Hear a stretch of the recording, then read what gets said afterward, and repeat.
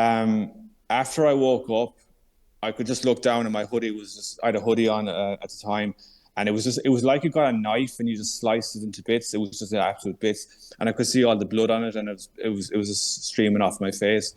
Hey everyone, welcome to Hi, the How I Got Here podcast. I'm your host, Trevis Waters, and I created this podcast to tell stories that are worth sharing. Now, it could be of someone that has a story that goes from zero to hero, takes them from hero to zero, or something in between. On today's episode, we talked to Mr. Gary Moloney, and we learned about how he started off with a fascination for soccer, had a near-death experience, and then used that to reprioritize his important things in life that led him to where he is today. Let's go ahead and hop into that conversation now, and I hope you guys enjoy.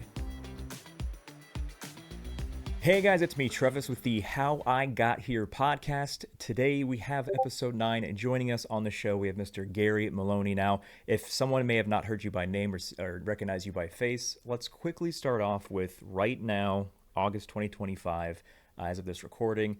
Where are you right now? Whether it's title, business, company, just kind of give me the LinkedIn overview, if you will.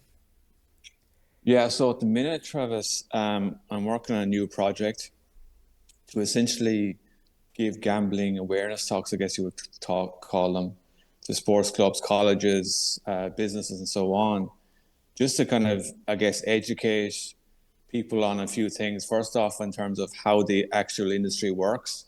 I think there's very little wider public knowledge in terms of how the gambling industry works. And second of all, to speak to young people and educate them before they get into betting in terms of how they can stay safe when they're gambling online. And then third of all, to educate parents and so on in terms of the warning signs that are out there for people who do have gambling addictions. Like, we all love the gambling industry, and I love it, and I love gambling. But we also are aware there's a small percentage of people who are going to have their issues. So it's about going out, raising awareness of how great the industry is and how it works, speaking to young people and educating them on terms of the tools that are available to protect them when they start gambling, and then also maybe to educate parents in terms of some of the warning signs that are available, so that they need to be aware of, to protect people.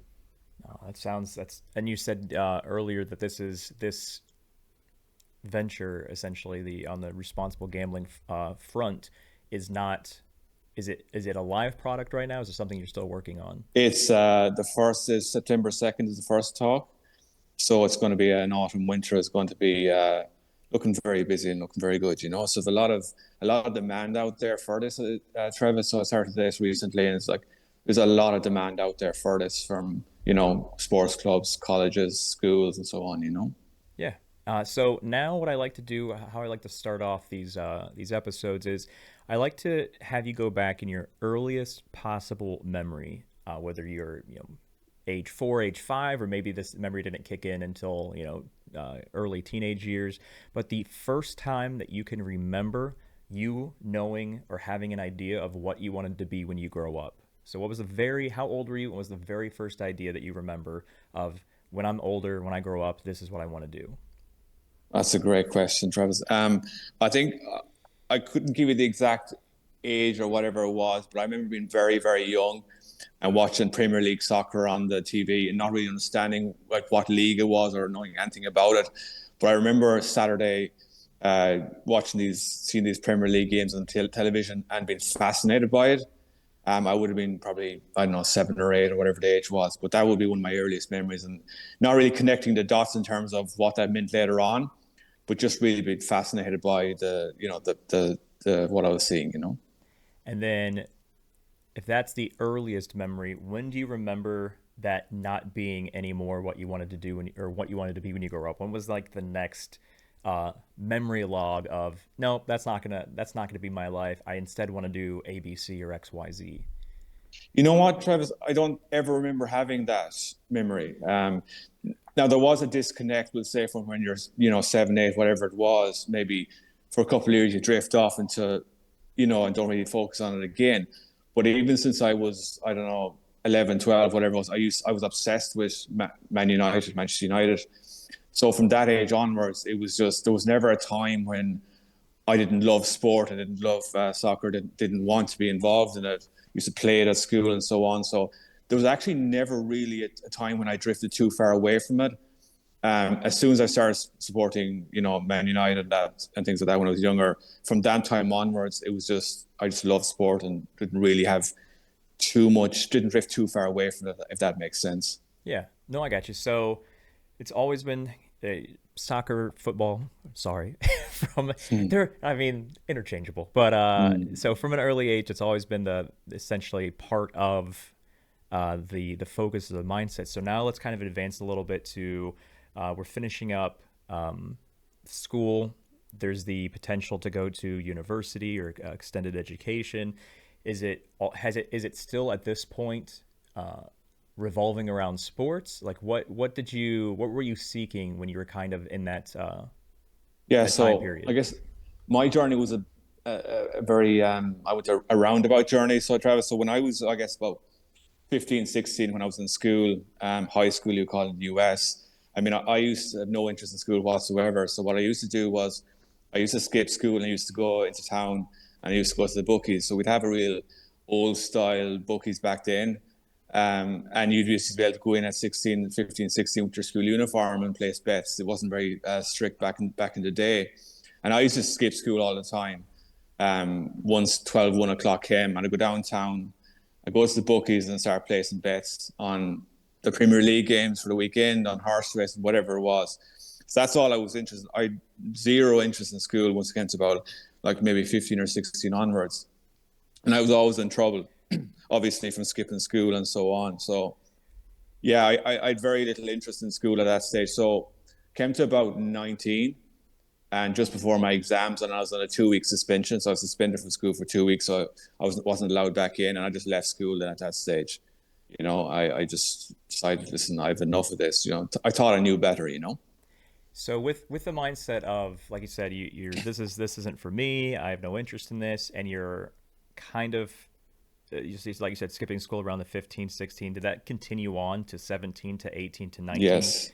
So were you having great success with it to where you're like, oh, I can live off of this. I don't need to further the education side of things. I don't need degrees or pieces of paper, or kind of what was your uh, I guess we could just stick on the success word. What was your success when you're, essentially betting from the 15 to 19 age period? I wish I could say I had your mindset, Travis, back then, because my mindset was just I wanted to skip school and go have some bets. Does that make sense? Yeah. There was no calculation. Well, I probably thought at the time that there was calculation put into it. I like Liverpool to beat Man United or whatever it was. That was my level of expertise at the time. It's my opinion. Um, but there was no real. When I look back at it now, there was no real expertise involved. It was just a case of I want to get out of school and I want to go have some bets, and I love being in the bookies. I don't like school, and that was really it. So there was absolutely no uh, expertise involved, if that makes sense. Yeah. So we're on the age of 19. This is when you decided, instead of me skipping school, I'm just not even going to worry about school in Yeah. general. How from 19 to 20 to 21, the next few years here, did it just become zero school and all essentially going to the bookies and betting on the games, or were there other interests or other things involved during that time period? Yeah, I think it was never too far away. I was always maintained the interest in terms of like the betting and stuff like that. But something happened to be at 19. Well, first of all, when I left school, Travis, parents were obviously under pressure. Like, you have to get a job now, because obviously, it's like you want to leave school, you made this decision. Now it's up to you to go get a job. So I got a job in a local meat factory. And I remember the first few days there, Travis, like, this is a wake up call. Like, what the hell have I done? So I was going in there like and packing boxes and stuff day to day in a meat factory, and it was depressing as hell. And I remember thinking, oh my God, I've made the biggest mistake in my life. What have I done? Just the reality was hit me. But anyway, soon after that, one night I was out in town, the local town, and it was about 1 a.m. and I was going home. I was at some friend's house and I was going home. And there was this local nightclub, and I was just passing by it, and there had been an incident a few minutes earlier where someone got attacked outside the nightclub. People I knew had attacked somebody. And I was just passing by, it was nothing to do with me. I was going home. And next thing, I just heard this noise behind me. And I turned around. There's about a group of people. I don't know how many people there were, like 6 or 7. They were running towards me. And the split second thought that I had in my mind was like, it's funny when you see the movies, like people talk about, you see the movies, like something happens to someone, you can run away or you can dodge or whatever it was. I just looked around and I seen this group of people running towards me. And I had one thought in my head, and it was, I'm not going to repeat what it was in the podcast, but it started with an F, because I knew in that split second I was in big trouble. So anyway, the group of people ran towards me, and next thing I remember was waking up on the street. It was like 1:10 in the morning when I woke up, because there was a big clock on the left hand side, and I could see when I woke up, and when I just about managed to stand up after I got attacked, and it was at like 1:10, I think it was. So I remember later on thinking that I was out for like 10 minutes. So I'd been knocked out cold, obviously. So I'd been knocked out for about 10 minutes. So after I woke up, I could just look down, and my hoodie was just, I had a hoodie on at the time, and it was like you got a knife and you just sliced it into bits. It was just absolute bits, and I could see all the blood on it, and it was just streaming off my face. So I managed to, just cut the story short, I managed to stagger to one of my friend's house, and I just fell against the front door and just trying to bang against the front door. So anyway, later on that night, I called a doctor, and the doctor treated me, whatever it was. So that was kind of a big moment in terms of where I was, Trevis, because I was getting in a lot of trouble. I was running very wild, and that took a lot of months of recovery to get over that. It was a very close call, in terms of making it or not making it, basically surviving or not. So this was a night where you said you had the job of the meatpacking factory stuff, and then you're essentially walking home from like a late shift. No, so essentially I had the job on a day-to-day basis, and in the evening time, then obviously I could do whatever I wanted to.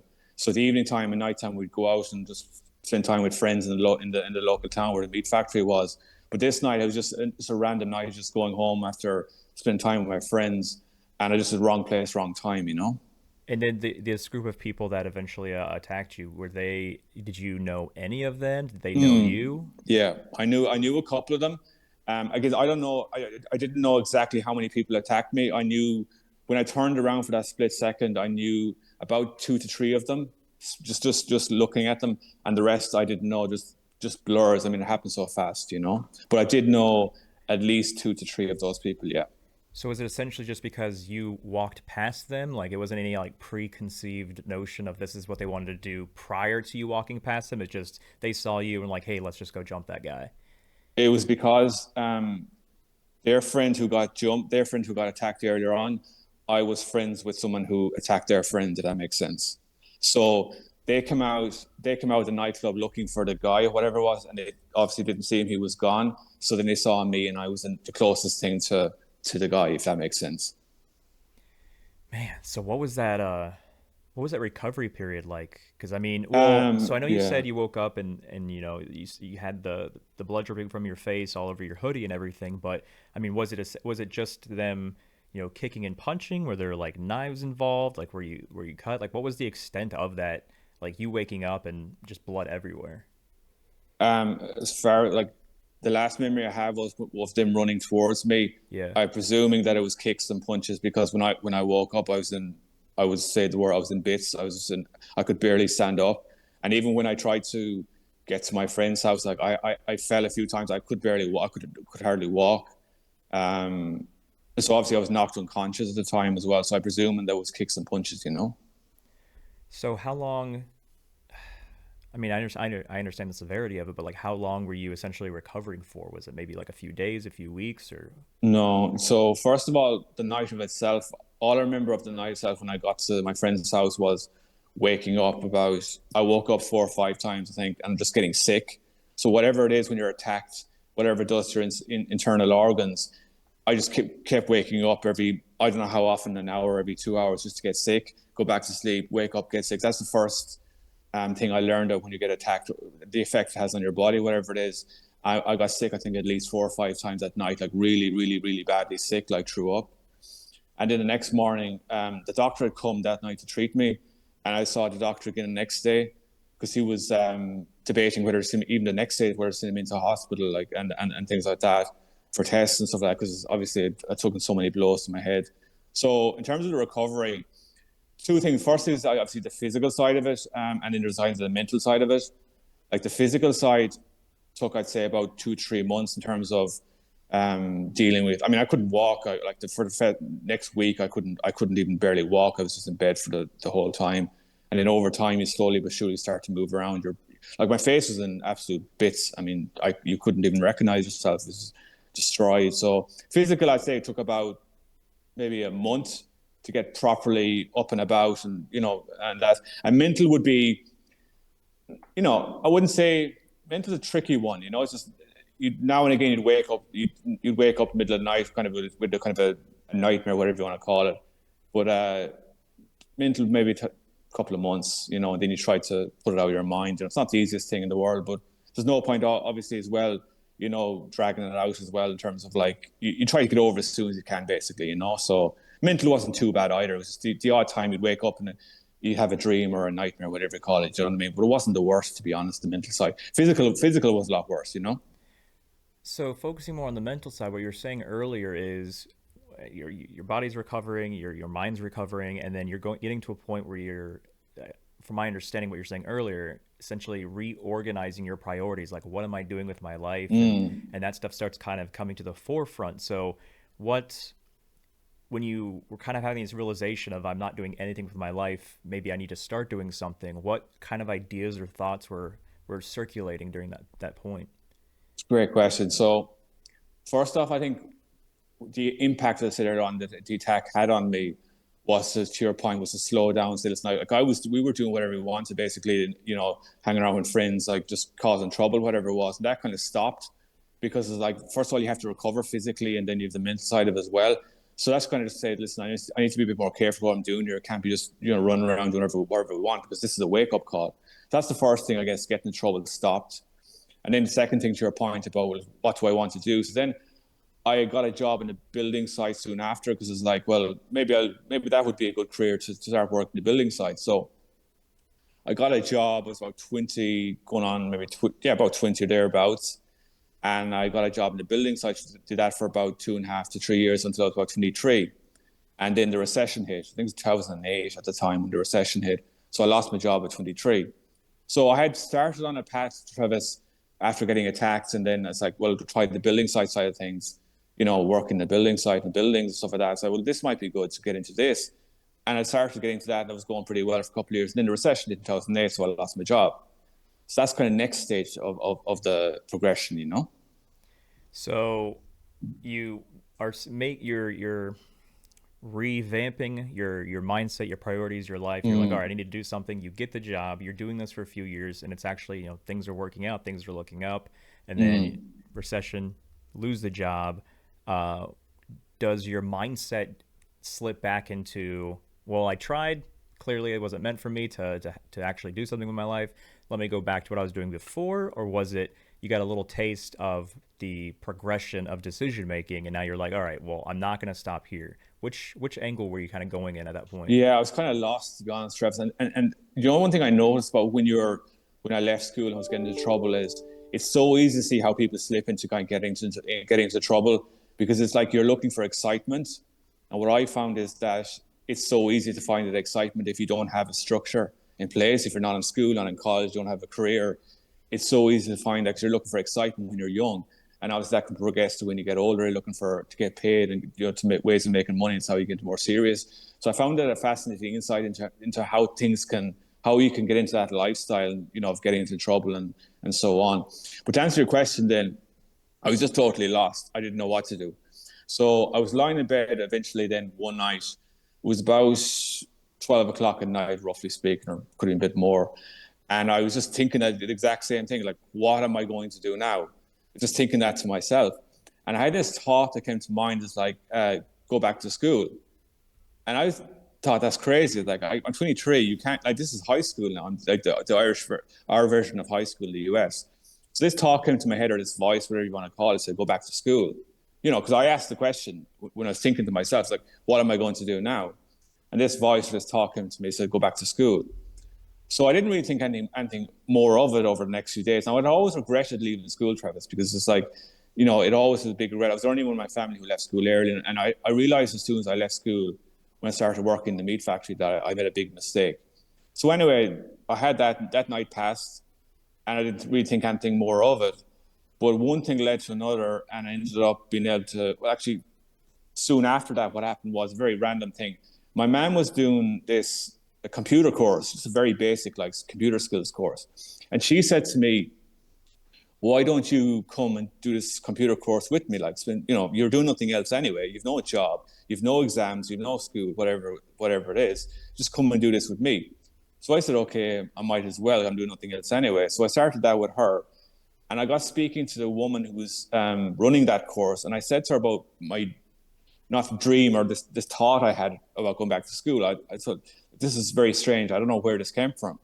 And she said to me, "I know the local principal of the school who's close by. I'll call her and you can go up and have a chat with her." So one thing led to another. Anyway, she called the principal. I had a meeting with the principal and told the principal what I was thinking. And she says, "Okay, well, come back to school then," you know, which is, I thought was a bit crazy, but there you go. So you did do the well, you did the computer course and then you went to school as well, or was that was your I'm going to school because I'm doing this one individual course? So the computer course was just because I had nothing else to do. Yeah. I had literally nothing else to do. But the woman who ran the computer course knew the principal of the local school, so she set me up with her. So the meeting with her, and then she said to me, like, "Come back to school as soon as it starts in September. Come back to school." This was in probably June or July. Travis, I was doing the computer course, and she said to me, "Once September starts, start back at school."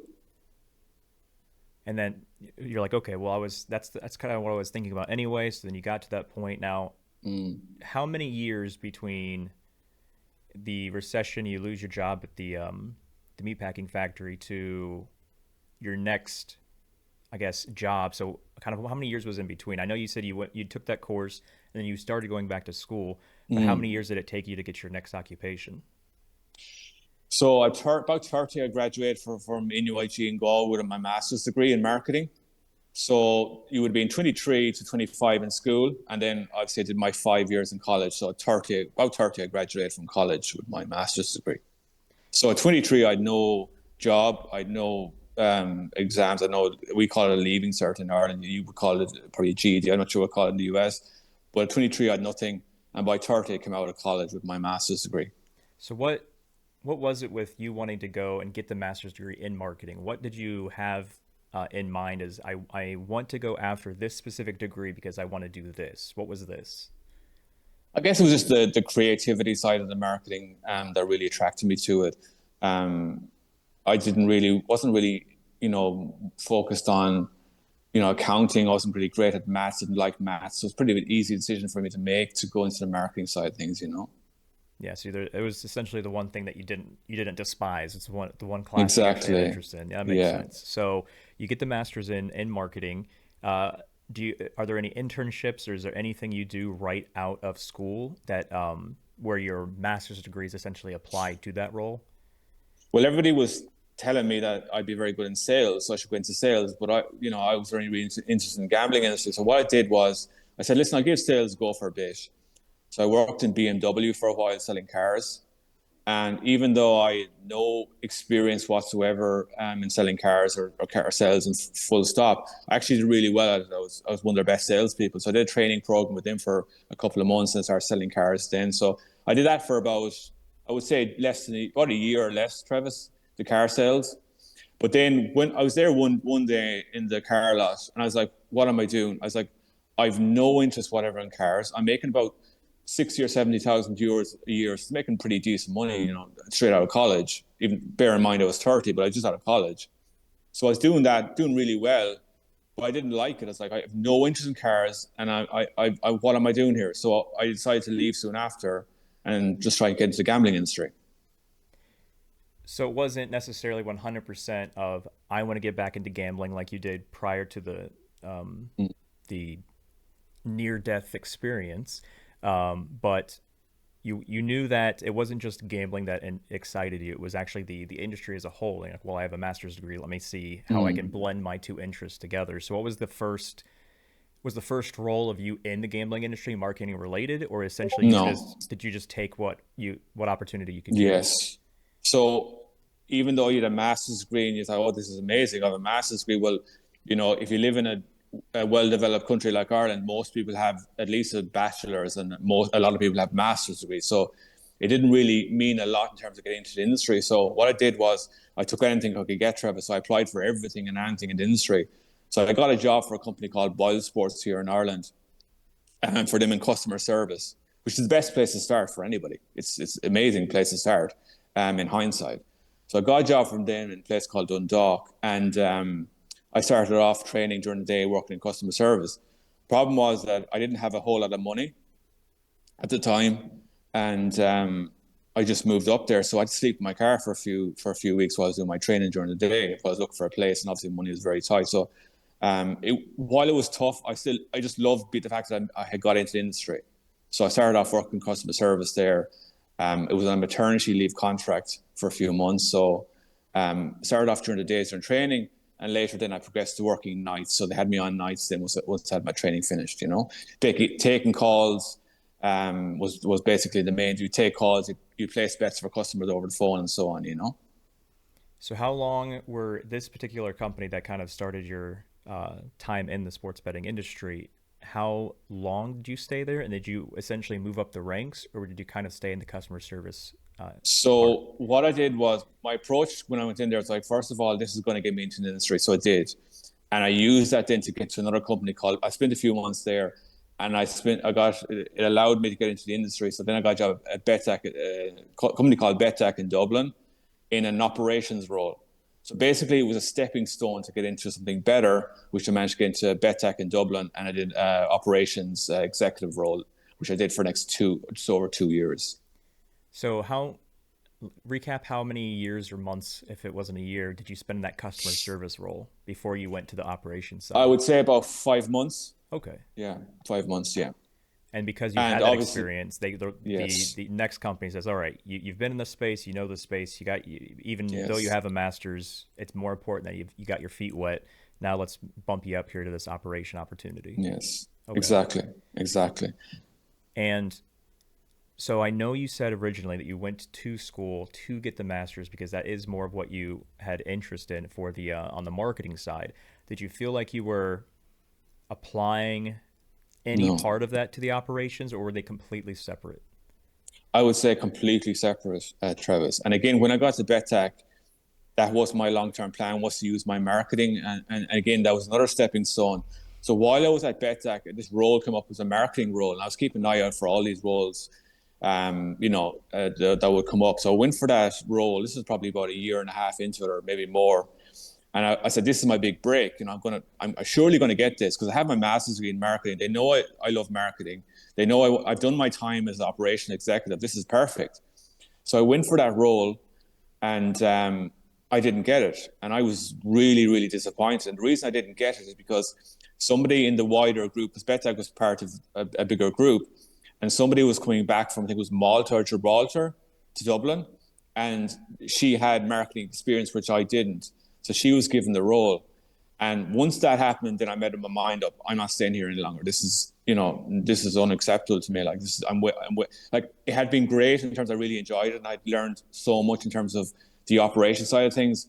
But I needed to progress. I said, I'm not going to progress here. Like, I'm going nowhere at this stage when he didn't give me this role. So I was really, really disappointed not to get that. Funny, the thing is, though, Travis, in my experiences, things that seem like a setback in the short term are actually what you need in the long term. And I've always found this in life, that, like, when I was 23, for example, and I lost my job in the building side, I thought this was terrible. I'd lost my job. But in the hindsight, looking back, it was the best thing that ever happened to me. So things happened. When I was 19, or when I came out of school and I got attacked, again, I thought that was terrible. But what I did was I changed my mindset, said, listen, you need to stop getting in trouble here. So bad things that happen to you, in my experience, I've always found this in the long term can work out in your favor. I've always been very lucky in that sense. Did you leave the operations role before you had something lined up, or did you have something lined up No, beforehand? no, I wasn't going to leave it because I was enjoying the work and things like that. So I wasn't going to leave it. So once I didn't get the marketing role, Travis, I just started applying, like, ultra every day, like, focus on applying for different roles outside the company while I was working, obviously. So that's the next step was just really to get something else in terms of in the industry, marketing related. And then I had a breakthrough. So in 2020, I got an interview with a company called Bet99 for a marketing executive role. So this is perfect. Like, and I interviewed with them. I did about, I think it was about 5 interviews I did with them. It was a really intensive interview process for a marketing executive role. And that was kind of my next big break, you know? And then so this is 2020. I Mm.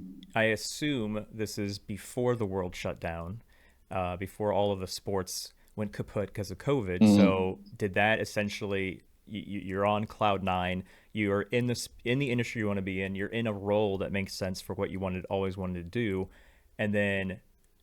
Well, I guess correct me if I'm wrong there. Did you get this role prior to the sports world shutting down? There was definitely sports still going on, but COVID was Yeah. a thing at the time because I remember I was working remotely, even for Betec just at the time of COVID. So COVID was definitely going on. There was still some sports going on. It's hard to remember what sports were and what sports weren't going on, that kind of way. But there were still definitely some sports still going on. I think the first league, to my knowledge, that came back was Korean Baseball League, Wow. which Yeah. because it was the first actual sports league to return. It's Mm. still, I don't know if it's the same over there in Ireland, but still in the U.S. There's a lot of people that bet on it, and I would say Mm. before COVID happened, there's no one that even knew that Korea had their own baseball league to begin with. But Yes. because it was the Yes. first thing, and because people started researching, applying the same Major League Baseball Mm. research to the Korean Baseball League, it's kind of just become ingrained as something that people are interested in betting, and it's an overnight thing as well when there's nothing else going on here in our time zones anyway. So you you have essentially the role that you were always meant to have, marketing and sports betting related. So this is 2020. The sports world shuts down for a little bit. Sports start coming back online. Is this how long are you in this role from essentially 2020 to now in 2025? Yeah, so I spent over 4.5 years with the company, up to the end of 2024. And the funny thing was when we started with them, like there wasn't even a website. The company didn't have a website. The team were working on that, so it was a bit of a risky move, I guess, to take it. I left. I bet that was a safe role. I could stay there as long as I wanted, basically, and then join the company. Didn't even have a website because obviously a startup. So they were working on the website. So it's been 4.5. It's over 4.5 years until the end of 2024, Trevis.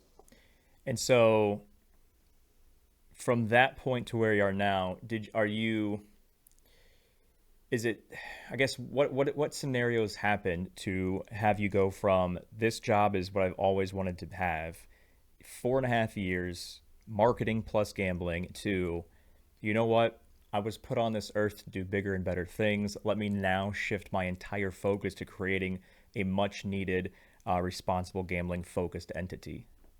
What I would say is, and this is again what I was saying to you earlier on about things happening that you're not happy. Things happen for you and you don't know about it. Like I had no intention of leaving Bet99. To be honest, it wasn't my decision to leave Bet99, and I had no plans to leave Bet99. I think if I bring you through the process of where we went through from the early days all the way through from to later stages. First off, when we started off with the company, like we'd almost very, very little, we'd almost no staff. I mean, when I say no staff, I'm talking about less than 20 and probably less than 10 even in the early days. So we had to build a business, I guess, from the ground up with very little manpower. So I started off working in promotions, build well. First of all, actually, was helping out with building the content for the website because we didn't have a website. So building the content for the website, then working on our area stage promotions, running those day to day, week to week, so that customers have something to bet on and to bring them in and so on. And then I was asked the thing about a startup, Travis, is what I say to anybody is, first off, you better get used to saying the word yes, because you're going to get asked to help out in a lot of different departments. So if someone says to you, "Can you help out here?" Yes. Just because you don't know anything about it, if you've never done it before, is not going to be a good enough reason. You just need to say, "Yeah, I'll help out. I've no idea. I don't know anything about it, but I'll figure it out." So I was asked in to help out in customer service. So what we used to do was, myself and the customer service manager, was we had a team, a third party external team that was handling all the live chat queries. They used to send in the queries to us in the inbox, and we'd reply back to them and say, "Tell the customer this, tell the customer that." So because I didn't have a whole lot of experience in terms of dealing with queries, so I didn't really have a whole lot of betting experience. So myself and the customer service manager would deal with that day to day. And then soon after that, we had a small portfolio of VIP players built up in the first few months, Travis, and two of the VIP team left for whatever reason, and I had to shift over and help out in VIP as well. So again, I'd never spoken to a VIP customer. I obviously knew what a VIP customer was, but I'd never interacted with one on a professional basis. So it was a case of, trying to learn fast, have a couple of calls with the VIP manager before he left, and try to figure out how you manage a VIP player. So it was really, really exciting time for the first few months of the company. You had no time to, settle and think, this is boring or whatever it was. It was just really exciting time. Just having to learn at a very, very fast pace. So, but roughly, you said about 4.5 years. Timeline, we're at the end of 2024. The job is essentially, well, you're essentially removed, whatever term you want to use, and then now there's essentially an 8-month window from that till where we are today. So once that happened, did you start applying, once you knew that was coming anyway, did you start applying for other marketing positions, or did you already have this idea that you're working on today already in the back of your mind that you wanted to essentially start pouring water on that seed? No, I had no intentions whatsoever of doing what I'm planning on doing now or what I've been working on now. So what happened was, I seen it come, and certain things were happening in terms, obviously not going to go into it. Certain plans were made for the future in the company that suddenly stopped. The conversation around those plans has stopped and things like that. So I seen things weren't looking great in terms of where where my future as a company was looking. But what happened was after I left, so December was basically December, and you're into December. So what I said was I started applying for roles, and I have a great CV and stuff like that from my time at Bet99. And this role came up that was perfect for me. It was a company in Ireland to head their operations, like really, really good role. And they wanted to really expand their online presence. They didn't have much of an online presence, so I was put forward for that. That took it really dragged out though, because they put a hold on it. They said, we're going to come back to you on that. They said, you're perfect for it, and so on and so forth. That took about 3, 4, 5 months, even of that dragging on. I hadn't been offered anything, but I was told that, by the recruiter, they love your CV, think you're perfect for it, you're going to fit in perfect and stuff like that. So while I was still applying for other roles, this in the back of my mind was, this will be perfect. So that took a few months of my time and didn't end up getting it. And I was shocked because it's like, the recruiter told me that he had put nobody else forward for it, but he discounted everybody else, said, you were perfect, you're going to get the role. But then he told me that they'd given the role to somebody else who they knew, a friend or somebody that they had known inside, whether it was in the company or whatever, somebody that they knew. So that was a real heavy blow to get that, you know what I mean? So like I said earlier on about you getting things that are happening that you think are bad and it turn out to be good. So soon after that, then, when I had the idea, you know what I should do? There's a real market out there for people who want to have education on gambling and responsible gaming and stuff like that. There's a real need for it, I believe. But the only way I'm going to find out is by actually reaching out and contacting different clubs and asking them, and colleges and schools and so on and so forth. Yeah, it's definitely a big blow when you're essentially literally being told, yeah, you're getting this role, and then, hey, by the way, you're not. Now that we've kind of jumped ahead, because you said this was kind of a few months, so we're now in kind of maybe like 2 or 3 months ago. What there's a lot of life experience we just kind of went over here in the last 30 something minutes. So which part led you to the responsible gambling sector more? Was it your personal experience of you being irresponsible, I guess is the word I'm looking for, an irresponsible bettor early on? Or is it more of your interactions with customers of your former job where you had to, like you said, you became the VIP operations person just by getting thrown into the fire? Is it more so the experience and what you were seeing from your clientele, or was it kind of going all the way back to when you're 15 years old making the worst possible decisions? I would say it's both, but I would say it's more 80-20 in terms of the VIPs, because my gambling was very harmless. Like you're talking about very small amounts, but it also factors in because I had no education in terms of if I had gone out of control, there was no education there in terms of like deposit limits or or loss limits. I had no idea of any of that. So that's a small factor. Like young people today, I'm sure, have no idea what those even exist. But I would say 80%, Trevis, was like the VIP side of things. That was a whole new world open up to me in terms of dealing with, all sorts of players who are, some of whom are in control of what they're doing, and some of them are just totally out of control, have no idea, have totally lost control whatsoever. So I would say the VIP was the dominating factor in terms of motivating me to do this. So a follow-up question to that is, well, not really a question, more of a statement. It's there. From what I've seen, is that the casual everyday bettor, when they see their friends getting quote unquote this VIP title, I feel like the misconception from the casual bettor is that that means that they're a really good bettor, when essentially it means they spend and or lose the most amount of money, which is why you want to give them that VIP treatment. So you're saying it's kind of a split where there are people that are doing well, but it's mainly those people that are making the worst decisions. They're just making it at a higher price point, which is why they get that title, right? Well, I mean, there's none of them making good decisions because why they're VIP in the first place. Yeah. You know what I mean? In that sense, what I mean is that some of them are happy and happy to continue on losing money. If that makes sense. Some of them are saying, listen, I'm going to lose money every year. I've accepted that, and I'm going to get some perks as a result of that. So as long as I can keep going to games, keep going to dinners, and going to parties, then I'm happy to accept losing money every year as a result of that. So if I can get tickets to a Premier League game or tickets to an NHL game because I'm losing money, that's a good trade-off for me.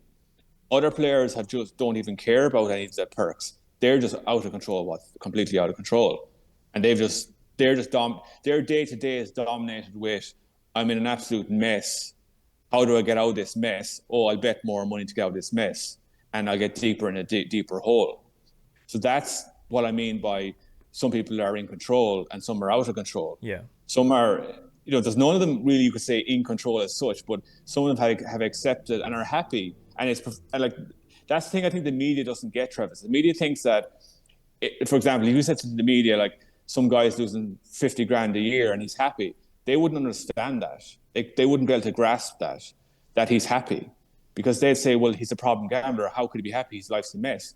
But if he's got a really good career, he's got a good business, whatever it was, and he can afford to lose 50 grand a year, and he can then go to games and go to dinners and stuff like that, he's happy. Like, there's not like, on the surface, he's telling us he's happy. So, leave the man alone type thing and let him get on with his life. I mean, there's nothing wrong with that if he can afford it and he's happy. It's the other small percentage who are losing 50 grand a year, but they're in an absolute state, Travis. Like, they're the ones that are the problem gamblers, if that makes sense. Like, to your average person, they're all problem gamblers, because they'll say, well, they're all losing money, they're all problem gamblers. Like, of course it's awful. But it's a case by case basis, in my experience. Some players are totally fine to lose money and they enjoy it, and that's it. And other ones, they shouldn't be betting at all. Yeah, and you made a pretty good point as well on it's relative to the person, it's relative to their ability to lose and still be okay. But that's essentially the same thing as money they can afford to lose, and that's kind of what I teach my community is. Your bankroll isn't how much you deposit into your sportsbook account. Your bankroll is how much you can afford to lose without it negatively affecting your emotional state, mental state, financial state, and ability to pay the bills and everything. So, to your point, the VIPs that are losing $50,000 a year, if they're pulling in $700,000 a year in their salary, and they're like, yeah, $50,000 for me just to have fun, have action on the games, but I also get sent to, like you said, those Premier League games. Granted, factoring that in, they're very, very expensive tickets to trade their losses for the free tickets they get. So we've essentially went from you and your earliest memory of being completely infatuated with soccer, Manchester United, all the way to the point where you're now working on this great responsible gambling initiative. You've kind of mentioned already a few of the events that we talked about on this episode that were essentially the stepping stone for you to get into a better place. And help more people, essentially. But what I like to do at the end of the episodes is, looking back to the entire time, there's a lot of different things that had to happen for you to get to where you are today. I call those things essentially the butterfly effect scenarios. Sometimes butterfly effects are things you do have control over, and sometimes they're things you don't have control over. Like you do have control over, getting your master's in marketing and then advancing your life. You don't have control over the things like getting jumped randomly by a bunch of crazy people on a street at night. If you were to choose out of everything, and I'm pretty sure I know the answer to this already, but if you're going to choose one particular event your entire life, whether you had control over it or not, what was the main thing that led you on the better path to get you to where you are right now in 2025? It was definitely when I was lying in bed at 12 o'clock at night and saying, like, what am I going to do now? And this thought or this voice, wherever it came from, said to go back to school. That changed everything for me. That was when that was during the recovery stage, right? You're That was lying in bed. 23, yeah. Yeah. Yeah, 23. Yeah. So that would have been it for me. That changed everything. So that led to me go back to school, go back to college, Yeah. and set on, that would have been it for me. So essentially, even though it was a near death experience, you getting jumped that led you to the recovery, to led you to thinking more about your future, had to happen for you to get to where you are today. Yeah. Yeah. So, I would say leaving school in the first place, Travis, because I learned lessons from leaving school as well was very important in terms of this is the reality of it now. So you want to leave school, well, this is reality. Have experience some reality. Go work in a meat factory and see what that's like. Get attacked. You want to cause trouble. You want to be running around, do whatever you want. Get attacked. See what that's like. The consequences of that. You want to go work then for a couple of years and then lose your job. And then you're like, well, what am I going to do now? Well, go back to school. And this is your second chance. So basically, I got a second chance at 23, Travis. And that was my second chance. And I think it's just I wasn't going to, let it go once I got a chance. You know what I mean? So 23 was the big. But they were all very important. Like I say, like leaving yeah. school is important to learn the lesson. Getting attacked was very important to learn that lesson. And then obviously at 23, I got my second chance. So they're all important lessons. But 23 was most important for me, I think. Yeah. That night. Yeah. They all seem to lead back to that one choice, which was I'm not doing school anymore. That kind of set off that chain reaction of events. Well, Gary, we're very happy that you joined us here on this episode. Is there anything else you would like to say to our listeners and our viewers before we wrap this up? Are you I don't want to say like inspirational quotes, but like, is there anything else you would like to share? No, just like I said, Travis, I think is that people need to bear in mind when something bad happens that there's generally what I've always found is there's a reason for it. Yeah. As disappointing as it is at the time or as hard as it is at the time, that there is something better coming along the way. So that's always what I've always found, in my experience. And I agree with that 100%. So thank you again for sharing your story with us. Make sure you guys, if you want to, Gary Moloney is also spelled the same way on LinkedIn. If you want to send him a connection request, I can't guarantee he's going to accept it, but you can send it anyway. Enjoy the next episode, guys. Thank you for tuning into this one, and we'll see you on the next one. Thank you. Thanks, Travis.